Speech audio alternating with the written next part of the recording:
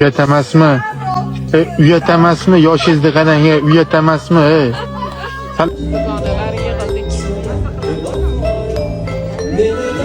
Ismim Dilnoza. Men sizlarga bugun Draconiy frukt olib keldim. Ma'lum, ismim Umida. Bu harfiga sizlarga bolalaringizga, nevaralaringizga ishlab tashlanadi. Uchastkada umumiy satisfaksiya.